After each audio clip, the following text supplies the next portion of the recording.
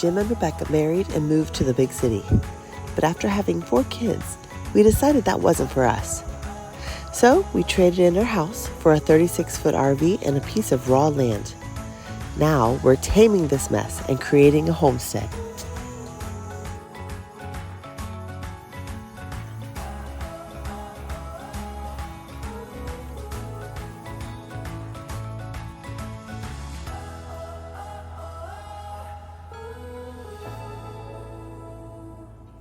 Hey, welcome back to the mess.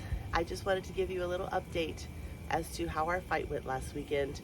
But first, let me tell you, my foot is doing so much better. Thank you for everyone who's asked. It's almost completely clear. I go to the doctor today to get the next step. So I'm very thankful for all of that. So thank you for all of your interest. Now, back to our fight from last week. Jim and I have known each other for close to 20 years now. We were high school sweethearts. We grew up with very similar culture and background, and we have similar interests and values. So we don't fight a lot, but we are 100% opposite in personality. He doesn't have strong opinions about much of anything. He's pretty laid back. I have a definite idea on how pretty much everything should be done. So when he does have an opinion and it differs with my opinion, that's when we get into fights. I had one set of expectations for the weekend. Unfortunately, because of miscommunication, it went in a different direction. And this culvert thing has been something we never really talked about and got to the nitty-gritty of because it wasn't top on our list of priorities. We got the culvert for a good price when we lived in the big city from a neighbor. And it was a specialized culvert with a slit in the top. And once he found out what that slit was for, he had it in his mind that was the way that it needed to be put in. I still don't think that it's necessary in this environment to put it in that manner.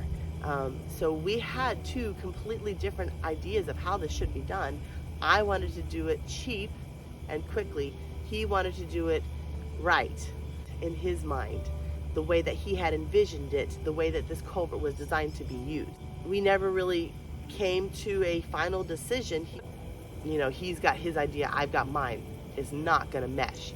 And when that happens, and we are so strong about it, usually, since he's the one doing the work, he does it his way. So day 2 rolls around. I'm still not convinced that this should be the way it's done, even though I've let it go. I'm very concerned that the van is on the wrong side of the ditch. We can't get out. I've got a mom's night out that I was supposed to go to that Thursday. School on Tuesday that we go to a homeschooling group. So I have all these things that I'm supposed to be doing, and groceries, just regular living stuff. And I can't get anywhere because the van was here. So that is now my top priority, mentally. Oh boy, this is some slimy mud. Well, he got the culvert in last night. Now we've just got to grade, put in the rock, and cover it. Meanwhile, Grandpa is working on his water because while we've got all of this dug up, we don't want to have to dig it up again. So he's gonna run a line from our well to their spot.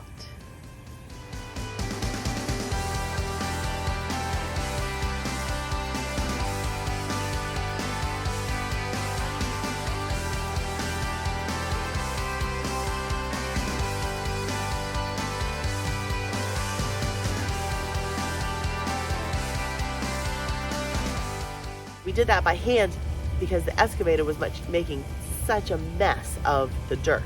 My dad had laid out all the hardpan nice and neatly, and that excavator was just digging ruts everywhere because it was so soft underneath. So to keep this hardpan as good as it could be, we opted to hand dig the water trench.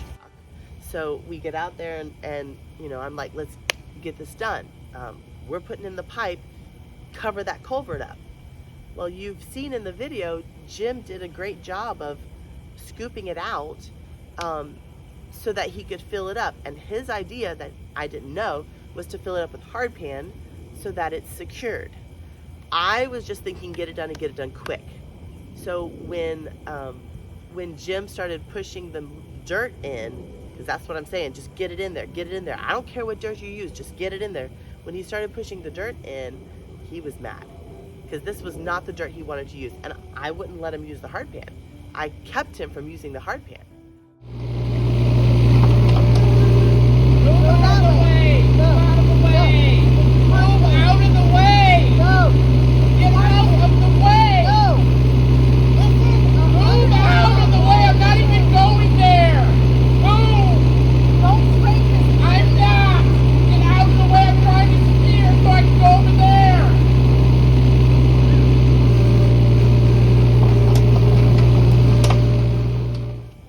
I regret that.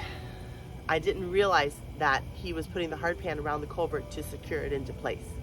That the underlayment of the road is the most important part to making the road work. When we tried to get the van out later, it was so squishy, it got stuck. And he knew this. He knew it was going to happen. He knew that he had done all of this work to lay it out. Now he needed a hard pan in there, and I was telling him, just put dirt in, just put dirt in. He knew it was the wrong kind of dirt and it was just gonna squish out of the way.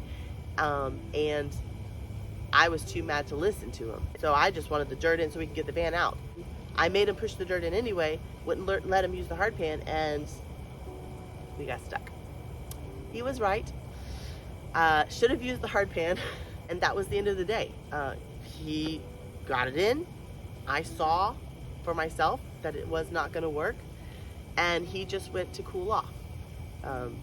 Went walking into the woods, which is what he does when he's mad, and found some really cool videos. He's got a little dung beetle video that he found while he was cooling off in the woods.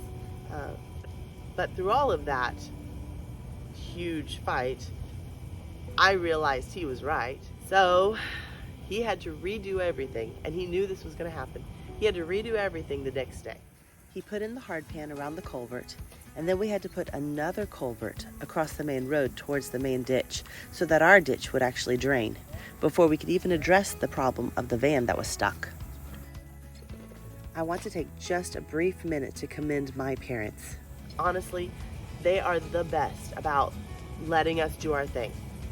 They come and they help and they give hands, but unless we ask for it, they don't give input. They don't get involved in our business. They let us discuss it and work it out among ourselves, and I so appreciate my parents for that. They're awesome.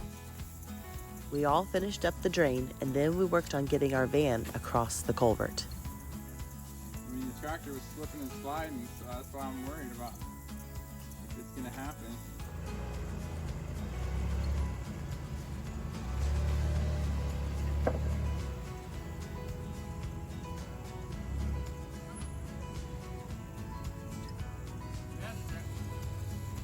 I didn't miss anything. It's all on video. I'm getting a better angle. What am I doing? Get to the front. Get to the front. Got it.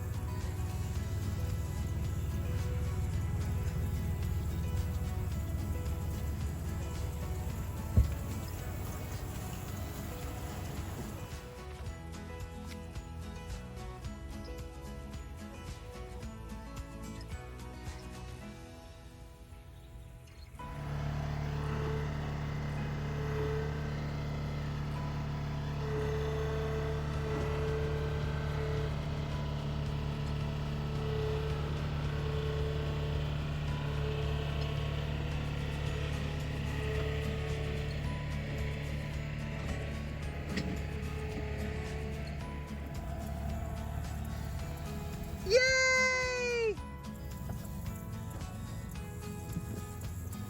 That was all you too. I was in neutral the whole time. Woo-hoo! Did you hear any crunching sounds, Rebecca? I can hug you guys. Were there any crunching I sounds? did not hear anything crunching. Alright. Mom's night out is back on.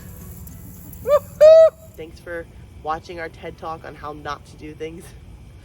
Communication is number one. You've got to communicate your expectations to your partner, and figure out how you're going to work on this together, because we have two completely different ideas on how to tackle this. We have the same goal. We have the same vision. We're on the same page on a lot of respects. But the paths to get there, we see things two different ways.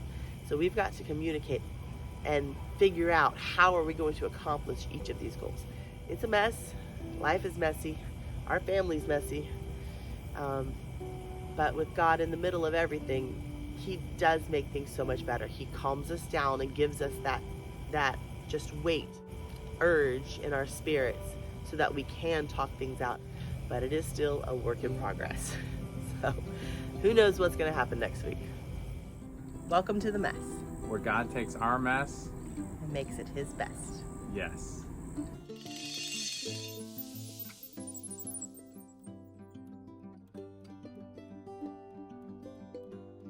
What happened?